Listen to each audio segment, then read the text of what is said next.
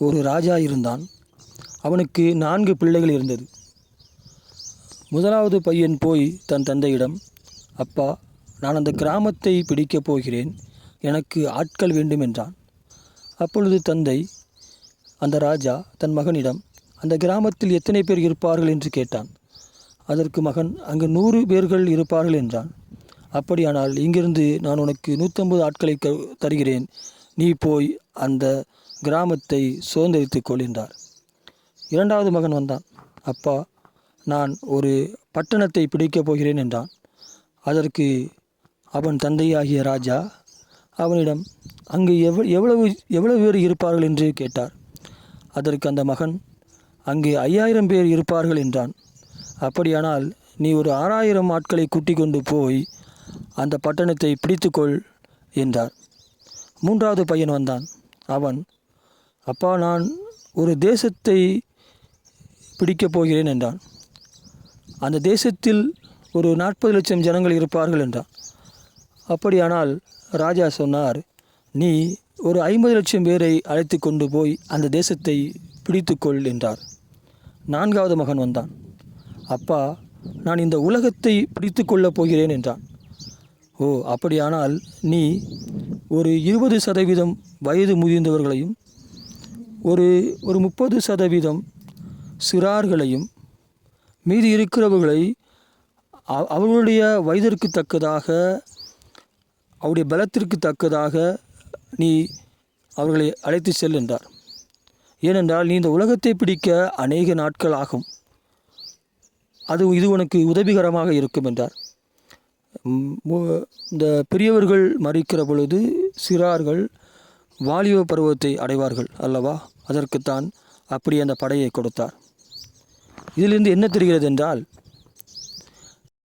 நீங்கள் எவ்வளவு ஆசைப்படுகிறீர்களோ அவ்வளவுதான் உங்களுக்கு கொடுக்கப்படும். நீங்கள் உங்கள் கர்த்தரிடத்தில் எவ்வளவு கேட்கிறீர்களோ அவ்வளவுதான் கொடுக்கப்படும். நீங்கள் எந்த அளவுக்கு நீங்கள் ஒரு கிராமத்தை ஆசைப்பட்டால் அந்த கிராமத்தை பிடித்துக் கொள்வதற்கான அந்த அந்த கிராமத்தில் 100 பேர் என்றால் உங்களுக்கு 150 பேர் கொடுக்கப்படும், அவ்வளவுதான். நீங்கள் இந்த உலகத்தை பிடிக்கப் போகிறேன் என்று சொன்னால் அதற்கேற்றாற் போல கர்த்தர் உங்களுக்கு ஜனங்களை, அந்த போர் வீரர்களை கொடுப்பார். இன்னொரு விஷயம் உங்களுக்கு சொல்கிறேன். ஆபிரகாமிடம் கர்த்தர், நீ கிழக்கையும் மேற்கையும் வடக்கையும் தெற்கையும் நீ நடந்து நீ கால் மிதிக்கிற தேசத்தையெல்லாம் உனக்கு சொந்தமாக கொடுப்பேன்னார். அப்போ ஆபிரகாமின் ஆசீர்வாதம் ஆபிரகாமிடத்தில் இருக்கிறது. அவன் எவ்வளவு ஆசீர்வதிக்கப்பட வேண்டும் என்பதை ஆபிரகாம் தான் நிர்ணயிக்க வேண்டும். அவன் எவ்வளவு தூரம் நடக்கிறானோ, எவ்வளவு தூரம் அவனுடைய கால்கள் படுகிறதோ அந்த அளவுக்கு தான் அவன் ஆசீர்வதிக்கப்படுவான். அப்படித்தான் கர்த்தருடைய ஆசீர்வாதம் அநேகமாக இருக்கிறது. நீங்கள் எவ்வளவு ஆசீர்வதிக்கப்பட வேண்டும் என்பதை நீங்கள் தான் நிர்ணயிக்க வேண்டும். அதனால் உங்கள் ஆசைகளை அகலமாக்குங்கள். உங்களுடைய நோக்கங்களை, உங்களுடைய இலக்கை நீங்கள் அதிகமாக்குங்கள். அதற்கு ஏற்றாற்போல் உங்களுக்கு பலத்தையும் ஞானத்தையும் அருளி செய்வார். நீங்கள் உங்களுடைய இலக்கை அதிகமாக்காமல், உங்கள் ஆசையை நீங்கள் அதிகமாக்காமல் இருந்தால் அதற்குரிய ஞானம்தான் உங்களுக்கு கொடுக்கப்படும், அதற்குரிய பலன்தான் உங்களுக்கு கொடுக்கப்படும்.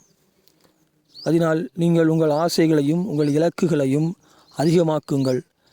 கர்த்தர் எல்லாவற்றையும் பார்த்து கொள்வார்.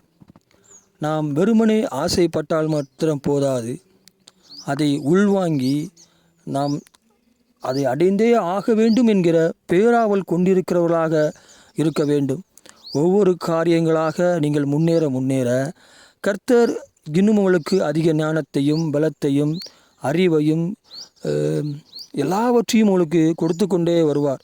அவருடைய கிருபைகளையும் இரக்கங்களையும் அதற்கேற்ற மனிதர்களையும் எல்லாவற்றையும் கர்த்தர் உங்களுக்கு கொடுத்து கொண்டே வருவார்.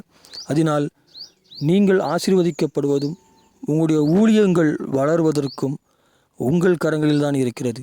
உங்கள் ஆசையில், உங்கள் நோக்கங்களில், உங்கள் இலக்குகளில் தான் இருக்கிறது. அதனால் உங்கள் எல்லைகளை விரிவாக்குங்கள். கர்த்தருடைய கை குறுகினது இல்லை. ஆமேன்.